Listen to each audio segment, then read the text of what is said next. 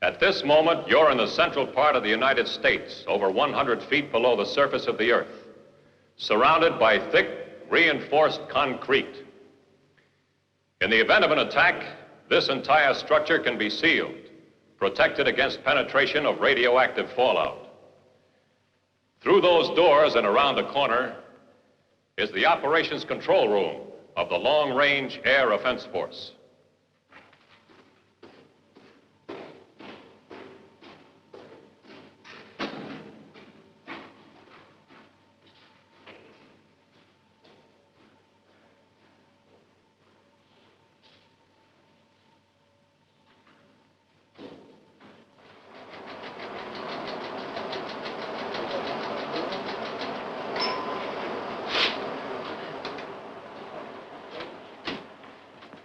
Thank you, Sergeant.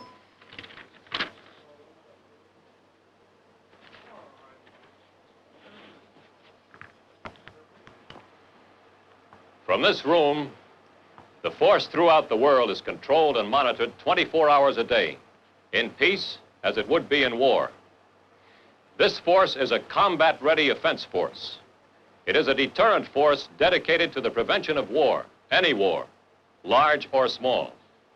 This offense force is complemented by the Joint Allied Early Warning Air Defense System. Offense Control, Colonel Dawes. Good. Recheck the weather in that area. The last forecast indicated thunderstorms. Right.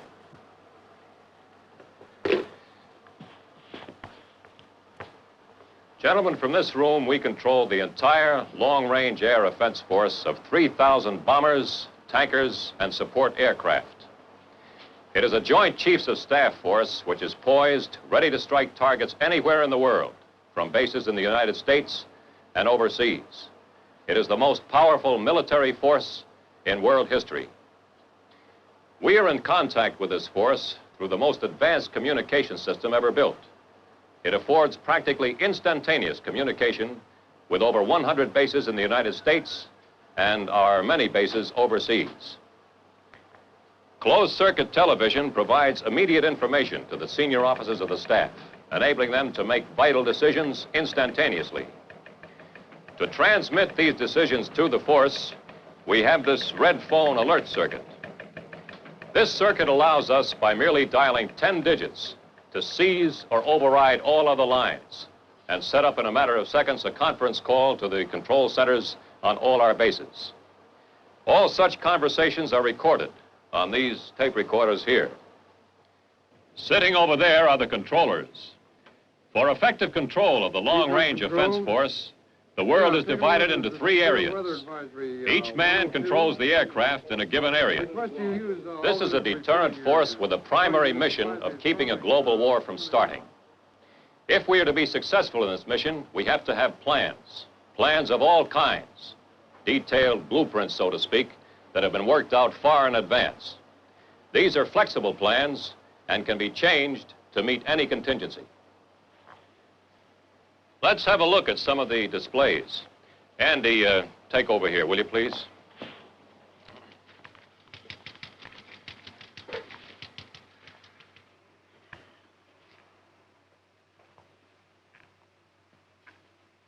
We call this the big board.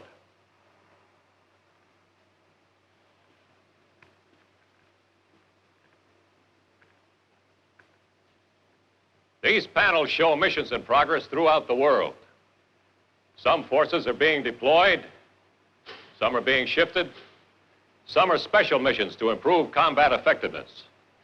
These missions are going on 24 hours a day, and averaging the high activity periods with the lows, we have 10 to 15% of the total force airborne at all times.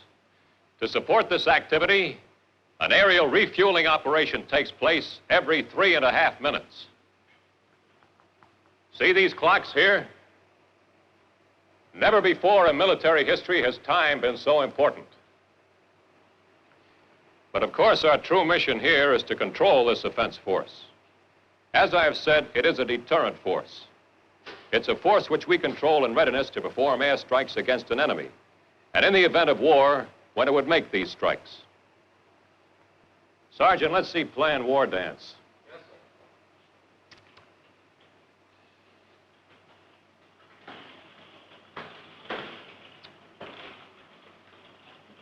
sir.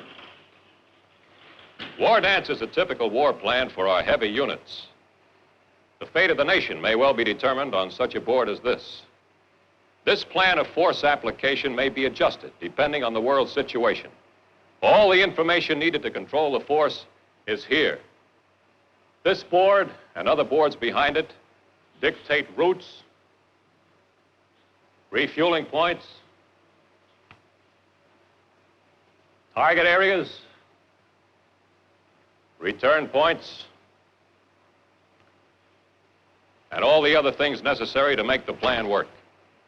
If the button's ever pressed, we're all set to go. You'll notice this ring of bases encircling the enemy. Every day we're running exercises in and around these bases with no formal pattern. Some of these exercises follow good tactics, but always we mix in many bad tactics which we would never actually use. Thus we keep the enemy from forming any idea of our real plans, and therefore from making his own plans to meet us. He knows we may use these bases, but he can have no idea which we'll use today, tomorrow, or if a war should start. And he knows we can launch our attack without them. During the time period 1958 through 1960, the United States has an offensive strike force sufficient to deter war. It's an effective intercontinental nuclear air force, secure as we can make it within our resources. A sizable portion of it is secure from destruction by the enemy, regardless of what offensive and defensive action he takes against it. The size, composition, and alertness of the offense force is such that the enemy realizes that an attack on the United States would likely mean committing national suicide. A substantial portion of this force is maintained on constant alert, ready to begin taking off within a few minutes after receipt of the order to launch. This means that even with no more warning than that provided by our early warning radars, a force of hundreds of long-range nuclear bombers would be on their way toward vital targets in the enemy heartland before their bombers could reach our bomber bases. This constant combat readiness is the surest way to prevent war. This massive capability is the deterrent of wars. The more we disperse, the larger the portion of the force that can be launched on a few minutes' notice, and the more difficult it is for the enemy to convince himself of his ability to destroy it. The enemy cannot prevent the takeoff of these bombers on alert, and the enemy cannot prevent our penetration into his heartland as long as we maintain our relatively stronger deterrent force. But the enemy could someday gain greater strength and surpass our deterrent force. This must never happen. Nobody wins in nuclear war because both sides are sure to suffer terrible damage. Nevertheless, it is imperative that we make sure that the enemy can never impose his will upon us by military force. Despite our efforts to deter them, the communists may resort to general war. This is not considered likely to happen before the year 1960. If they start a war, this is what will happen.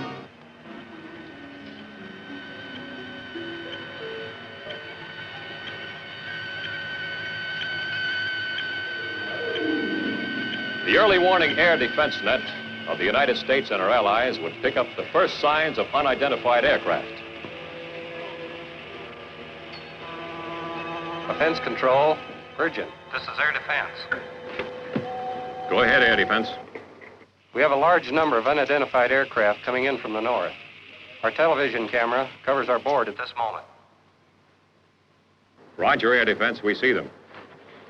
Sergeant Williams, stand by to establish a conference call to all bases. General Larson, please.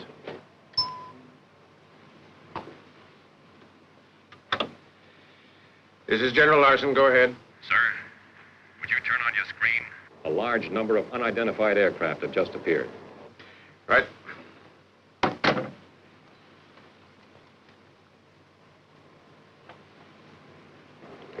Go ahead, Air Defense. This is Air Defense. Large groups of unidentified aircraft have been reported at Baffin and Prince of Wales Islands and near Banks Island. Reports from Alaska indicate unusual activity in northeast Siberia. We're considering reclassifying these unidentified aircraft to hostile because of the unusual number and tracks. Air Defense, this is General Larson. Is your commander there? This is General Ryan. Go ahead. Jim, how does this look to you? I'm sure this is it, Dick, in view of the advance indication given us by Central Intelligence last night. More reports keep coming in all the time. We've just talked with our people in Alaska and to the Canadians. Both are picking up tracks. My crews are on 5-minute alert. All our deployments have been accomplished. Our anti-aircraft missile sites are at full alert, ready to launch. How much time have I to get my aircraft off the ground? Our first check of their speed indicates you have about 2.5 hours for your bases in the northern United States. That's a rough estimate, but I'll refine it as soon as we get a better look at them. That's close enough. I'm getting my people moving right away. We'll have a third of our force launched within 20 minutes. They'll be in strike configuration, but will not proceed beyond Applejack control line without further orders. Please keep us advised. Okay, Dick. Will do. Thanks, Jim.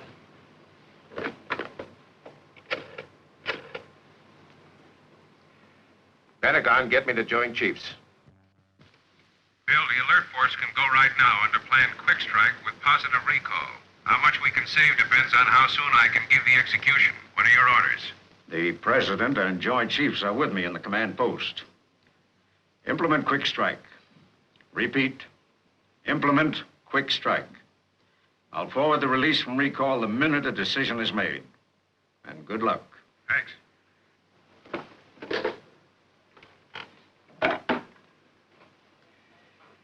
This is General Larson. Put Plan Quick Strike into effect. Make sure the crews understand they are to stand by for the proceed to target order. I want the first aircraft airborne in 5 minutes from now. Have a third of our force on their way in 15 minutes. Let me know every 15 minutes what percentage of the remaining force is in minimum condition for takeoff, and what percentage fully loaded and combat operational. Also, how soon can we have a strike backup capability for the alert force? And another item.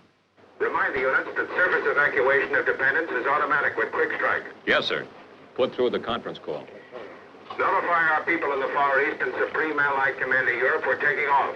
And tell them if we are authorized to proceed, all our strikes will be on the jointly coordinated series of targets. That is all. Yes, sir. Thank you. This is Colonel Dawes at Defense Force Headquarters. All units implement Plan Quick Strike. H hour is 1645Z. Repeat. H hour is 1645 Zulu. Ensure the proceed to target order is understood by all crews. I say again, be sure all crews understand the proceed to target order. Dependent evacuation is automatic with this order. Repeat, dependent evacuation is automatic. Authentication is Mulberry. All stations acknowledge at the count of 5. 1, 2, 3, 4, 5.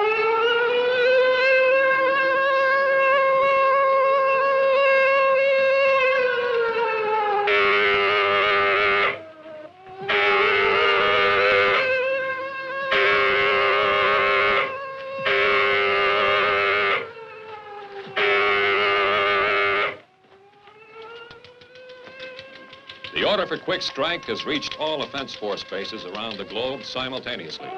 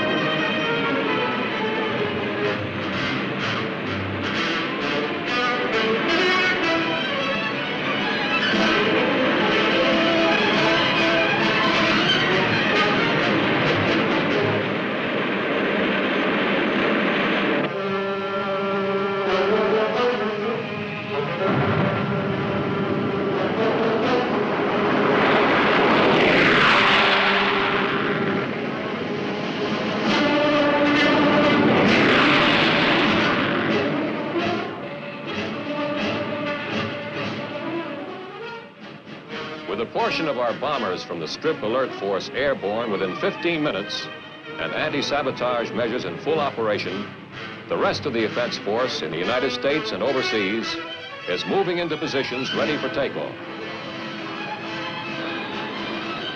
A key part of this offense force is the B-52, the Stratofortress, with its crew of 6 highly skilled men. All the hard, rugged years and 15-hour practice missions, often from Arctic areas, are now going to pay off.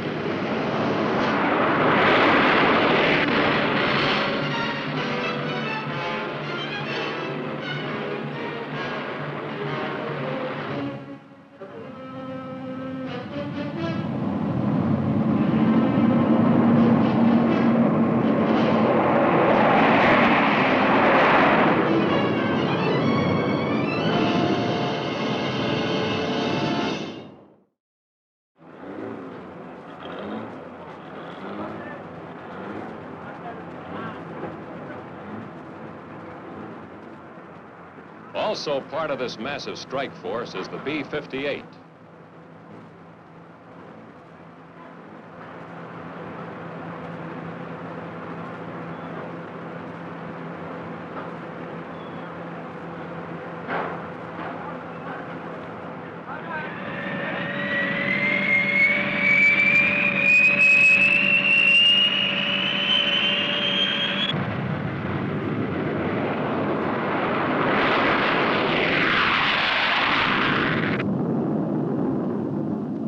Of all these aircraft, the B-47s, the B-52s, and the B-58s have been carefully timed to take advantage of optimum tactics.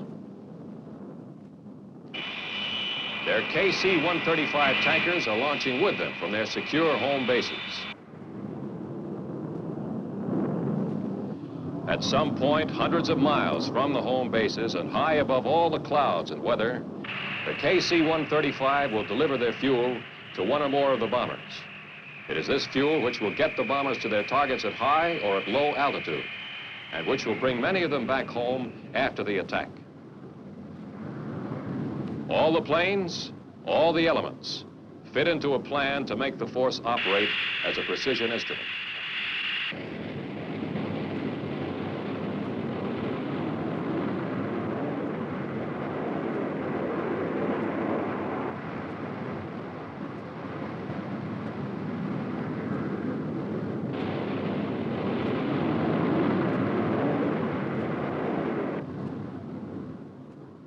While the alert force has been thrown into action, it can still be recalled, returned to home bases if the report of hostile aircraft proves false. These procedures ensure that the nation's offense force need not be held on the ground until the enemy attack develops as definite. Half an hour has passed since the first report of unidentified aircraft. In the control room, reports of the takeoffs and positions are being tabulated for the command staff, under the supervision of the Director of Operations.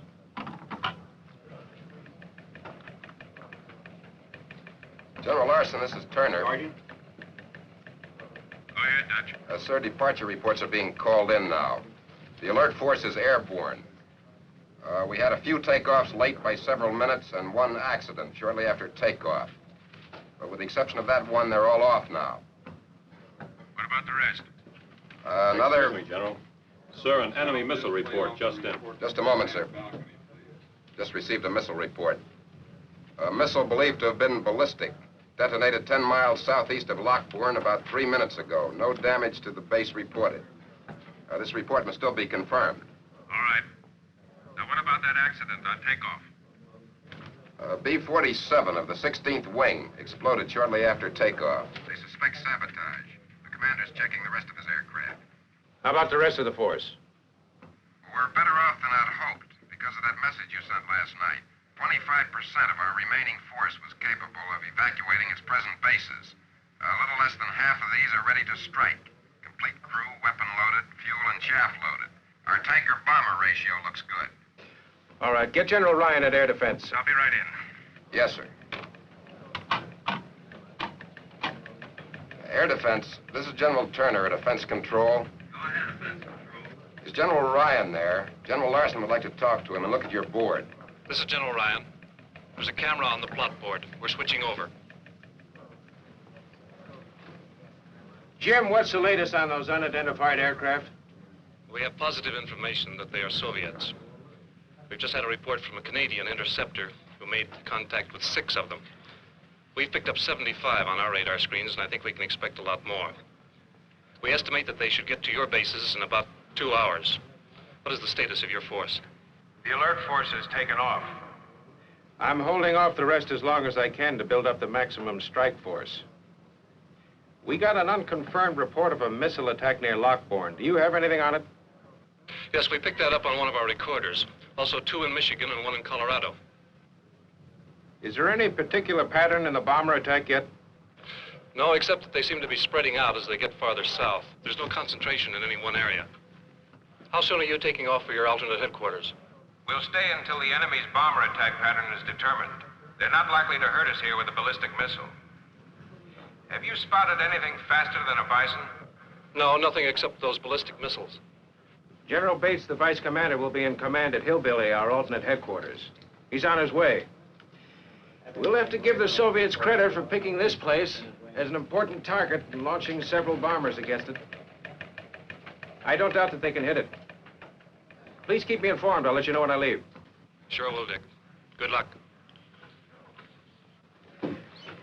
Dutch, what's the status of our move to alternate headquarters? The aircraft and all personnel, except your key people, are standing by at base ops. Good. Yes? General? An orbiting aircraft reported that Advanced Base Blue Jay was hit by an enemy missile. Extensive damage appears to have been done to the 2 KC-97 squadrons there.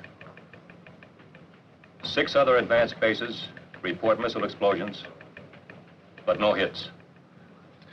Those tankers weren't supporting alert, were they? No, sir. They were part of that post-strike pool for the very deep B-52 strike. Means at least 10 less B-52s will make it back home. So the pattern is beginning to unfold. The Soviets have launched a surprise air attack. Still, not knowing the enemy's intention, our offense force can only be ready to hit back. By giving up the initiative, the West must expect to receive the first blow. 50 minutes have elapsed since the unidentified aircraft were picked up on the North American radar screens. The vice commander is en route to an alternate headquarters to take over operation of the offense force in the event headquarters is hit before it can be evacuated. Meanwhile, General Larson remains in command at headquarters. Get air defense and find out if there's any pattern yet. Yes, sir. This is Zebra Control Europe. Urgent. Repeat. This is Zebra Control Europe. Urgent. Urgent. Turn on your screen. Go ahead, Zebra. We've just received reports that large groups of Soviet aircraft have been sighted over Germany, France, Denmark, the Netherlands, and Belgium. Our initial reports show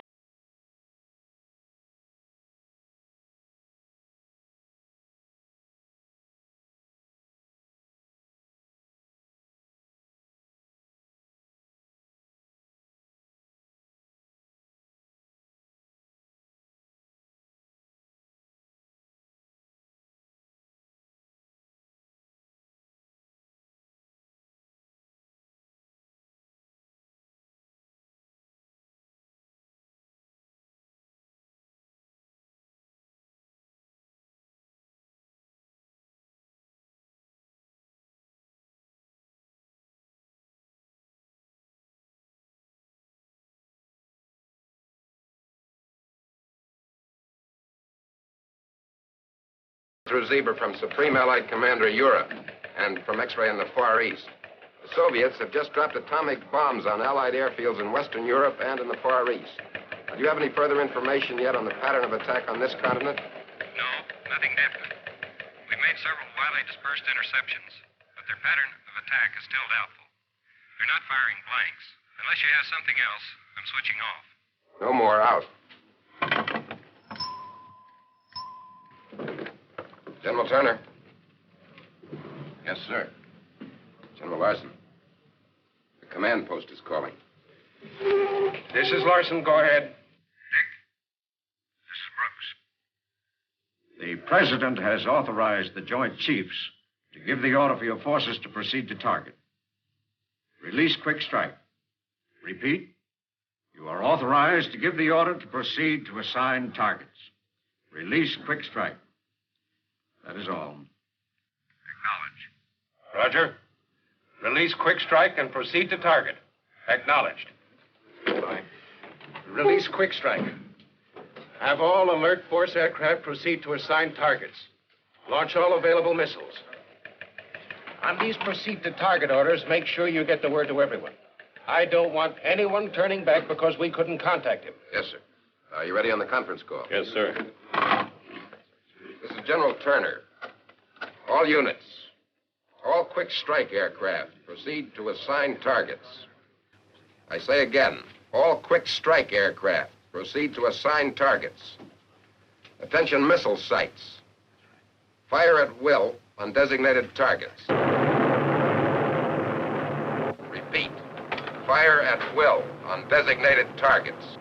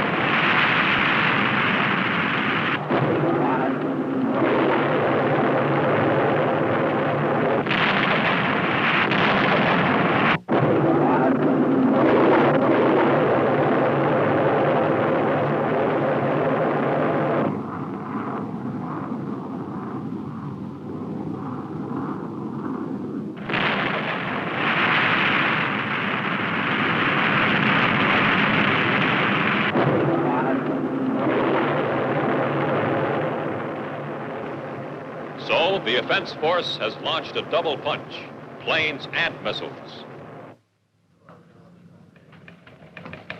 All coordinated by the senior controller and his staff under direction of the commander.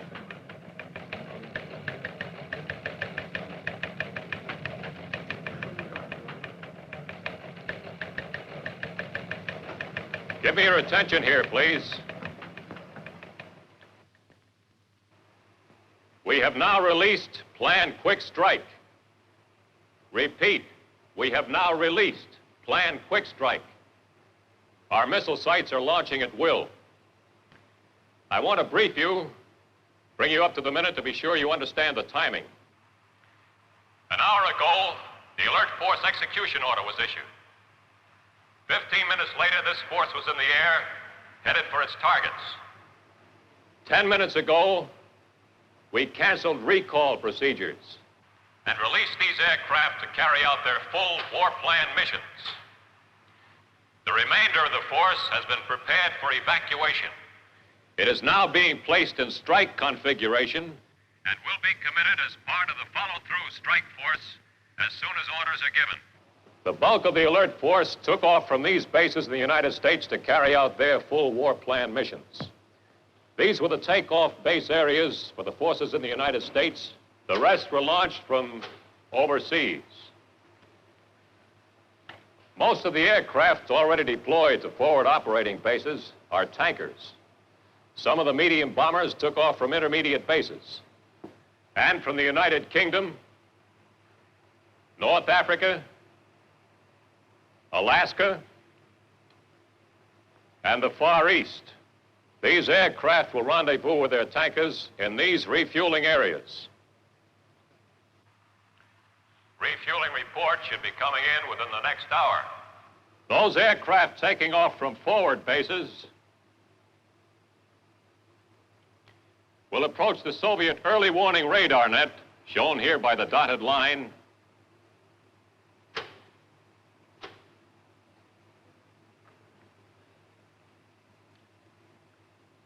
in less than 1/2 hour. Lead aircraft of these other attacking forces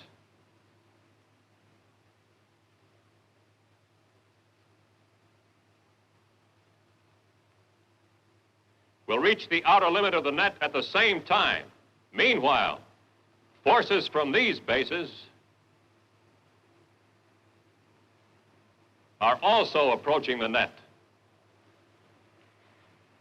At designated H hour, lead aircraft of all these forces will penetrate the net and launch a simultaneous attack. Sergeant, Yes, sir. make sure the weather people are standing by. When this briefing is over, I want a complete recheck of the weather in all refueling areas. Yes, sir. The main attack will continue this effort and strike all elements of his air power. 1 hour after penetrating the net, lead aircraft will be at the position shown by this line.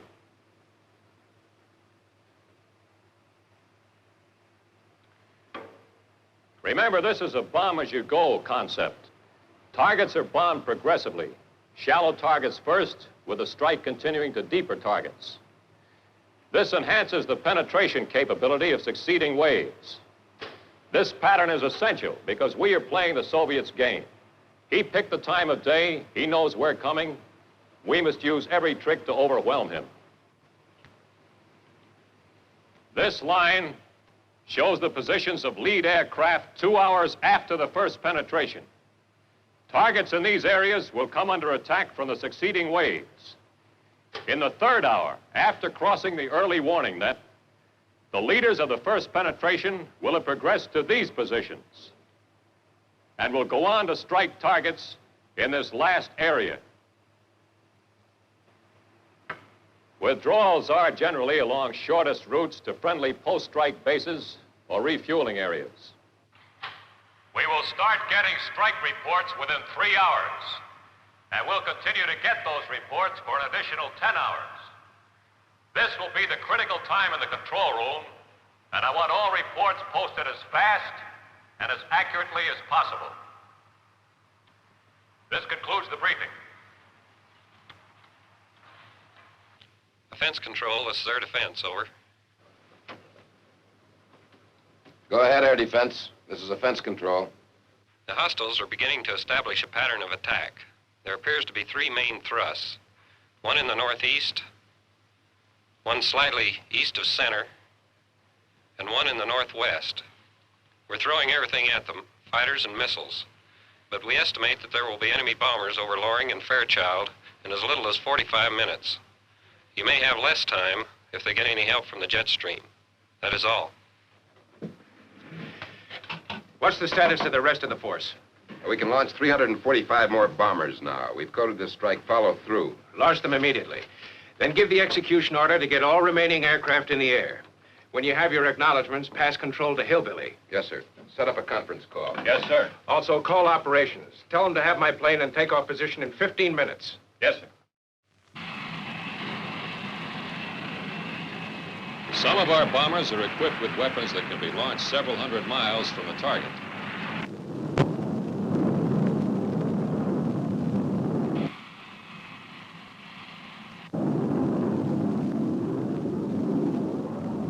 Seconds to go.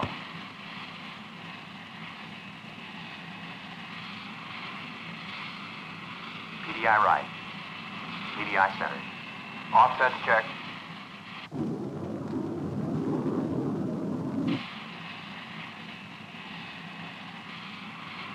Bombs away.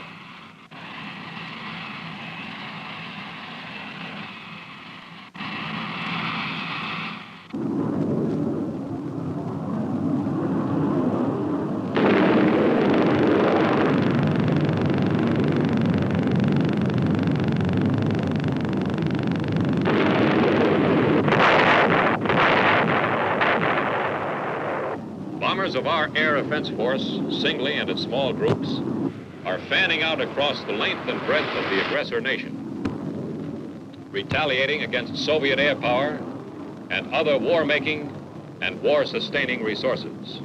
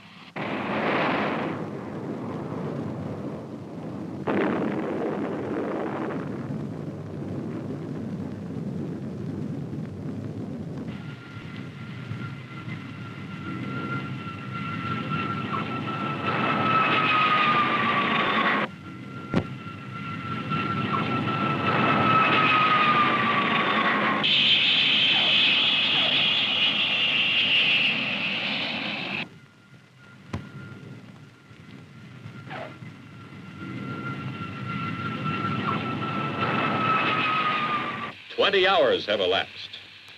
The commander and his staff are at alternate headquarters. Most aircraft have landed at their post-strike bases, either at intermediate or advanced stations, or back at their home bases in the United States. Now to the reports from those who've been over the targets. On them hinge future actions, future strikes, and the war itself. In the control room of the alternate headquarters, controllers are busy tabulating the reports. From them, the planning staff will determine additional targets to be struck in subsequent attacks. Mike, what are the latest totals on aircraft return? Your board shows only about 25% of your aircraft at recovery bases. That's right, but 10 of the 14 recovery bases have been bombed, which forced the aircraft to land at other bases. How many reports have you from quick strike and follow through? We have strike reports of 2/3 on quick strike, but less than 1/2 on follow through. Keep trying to find out where they are, huh? Will do. Guards, let's have a situation report. Sir, we're having some difficulty getting information. What we have may change as more reports come in. Sergeant? Yes, sir. Uncover the operations summary board, please.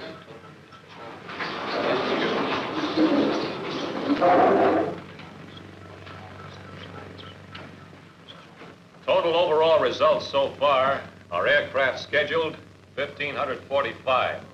Aircraft airborne, 1,517. Pre-target aborts, 62. Strike reports, according to crew estimates, 1,219.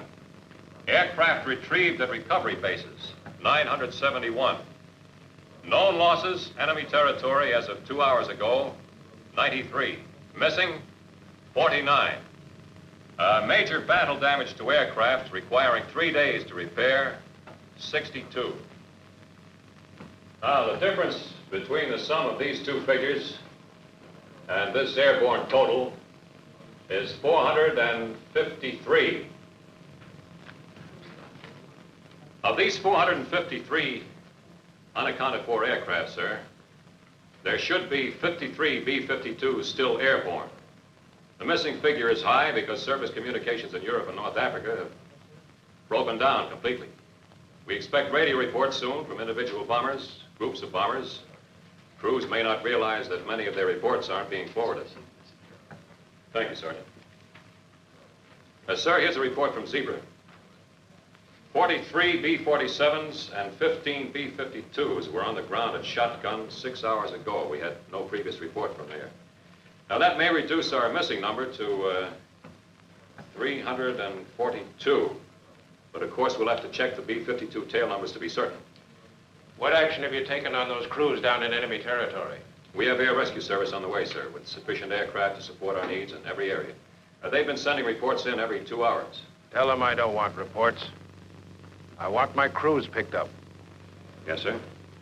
Next, General, is the airbase status. Go ahead. In operations so far, we've used 121 bases in the United States and 42 of the available bases overseas. Communications in the overseas areas are bad, but these are the figures we have. Available bases in the United States, 72. In overseas areas, 67. Bases in use in the United States, 72. In overseas areas, 37. Bases damaged in the United States, 20. Overseas, 20. This figure includes all missile sites. Bases destroyed in the United States, 46. And in overseas areas, 16 known damaged. I beg your pardon, 16 known destroyed includes all IRBM sites. Our overseas data is unreliable, but we do know that there are 2 usable bases in North Africa, 3 in the United Kingdom, 3 in Alaska, 5 in Canada in the Northeast area, and 2 in the Far East. For sure there are more, sir, but that's all we can back up with reports. How many tankers are operating from the Canadian bases?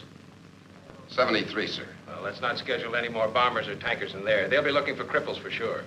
Pass that to operations plans and numbered Air Force controls. Yes, sir. What's your latest total on aircraft losses, Dutch? In addition to the 93 lost over enemy territory, we know we've lost 387 bombers, 237 tankers on the ground. Some of these had just returned from their missions. 258 of these bombers were B-52s. That's bad. But it's a lot better than it might have been. Sir, if there are no other questions, intelligence is now ready to brief. Go ahead.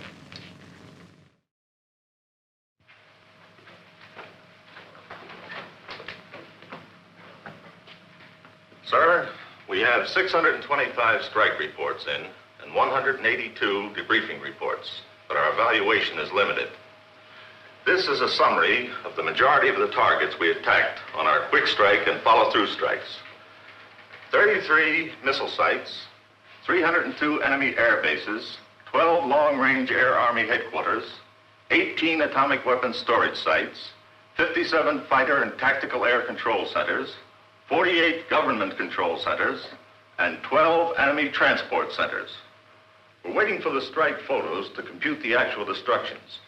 But we do have the bomb damage assessment mission photo for target M. Let me see it.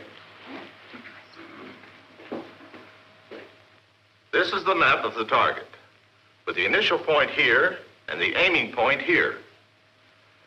This is the radar prediction on which the crew was briefed. And here is the outline of the lake, which is on the map. This is a blow-up of the picture of the radar scope as the bomb detonated.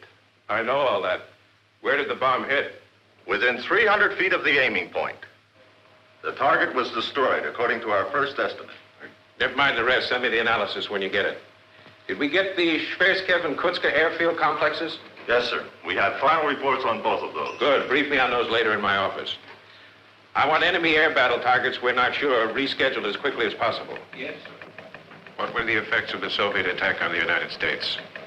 Sir, we have them plotted over here. Sir, we have failed in our primary mission, deterrence. However, our secondary mission of destroying the enemy is apparently fulfilled. Catastrophic damage has been inflicted on the United States. We have only spasmodic communications with the most highly affected areas. Most of these were through isolated ham radio operators. Other information has been pieced together from the reports of visual observation by returning bomber crews. Total personnel casualties are estimated to exceed 60 million. This includes approximately 20 million wounded. As we expected, they threw the bulk of their bombers and their best weapons against the offense force. However, they threw a strong effort against the atomic energy industries, the communication control centers.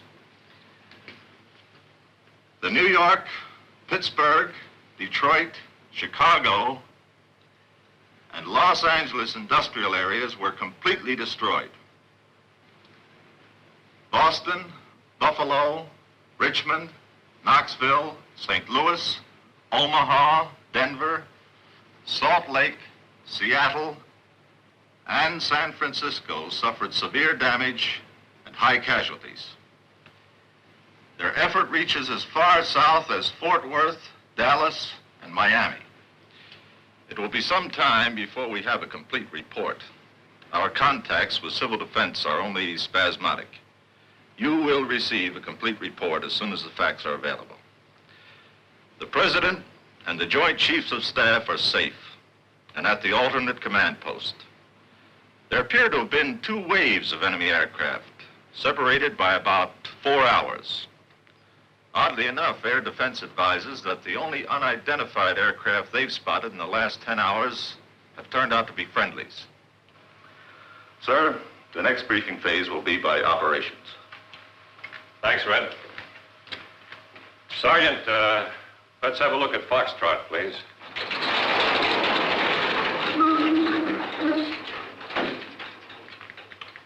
Sir, we're operating under Plan Foxtrot. The next attack is scheduled for takeoff in 7 hours.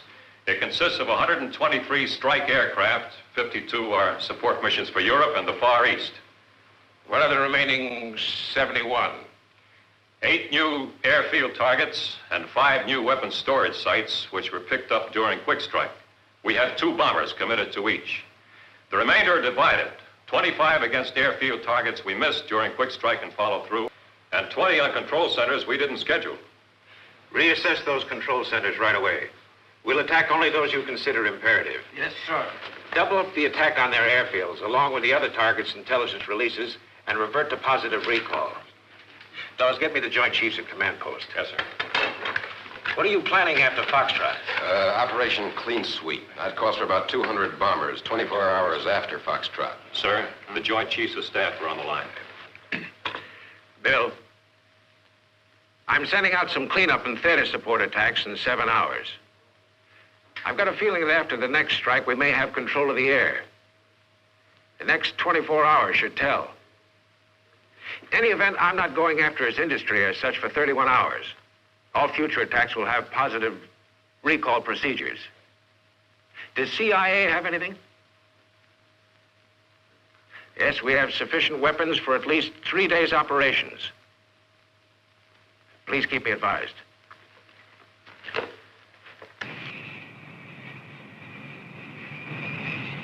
In war for survival, how soon can a nation surrender?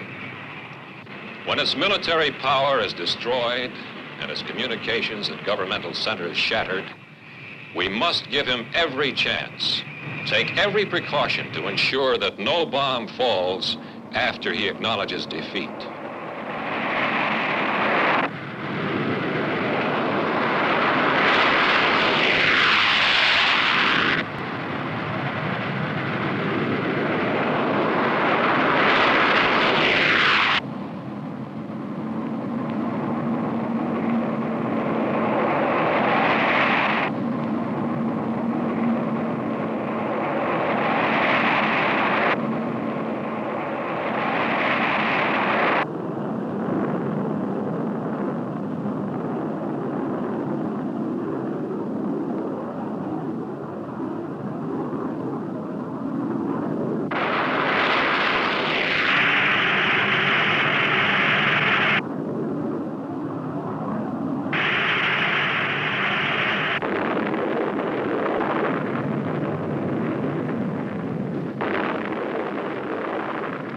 So the nation's strike force, its first attack completed, follows up its offensive.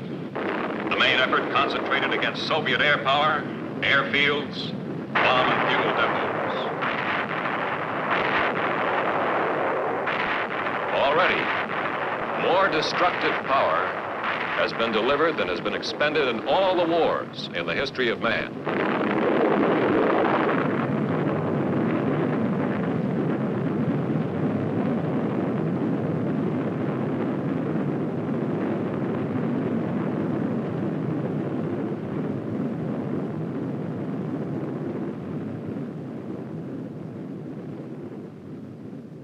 The time is now D-Day plus 4. 4 days after the first attack. Sir, we now have definite indications of our success in the air offensive. During the past 36 hours, no nuclear weapons have detonated outside of the USSR. Our attacks have reduced the Soviet Air Force to a handful of aircraft operating from substandard bases. These bases are being located and attacked by our reconnaissance bomber force. Here is our bomb damage since the first strike effort. Assessment: 100 enemy air bases attacked, 94 completely destroyed, and 6 heavily damaged. Only 4 bombers have been lost. These are believed to have been operational rather than combat losses. Central Intelligence Agency reports that 18 unofficial requests for ceasefire have been received by radio. Supreme Allied Commander York reports almost complete disintegration of resistance by surface forces. They must quit. They have no other choice. We have the air, we have the power. And they know it.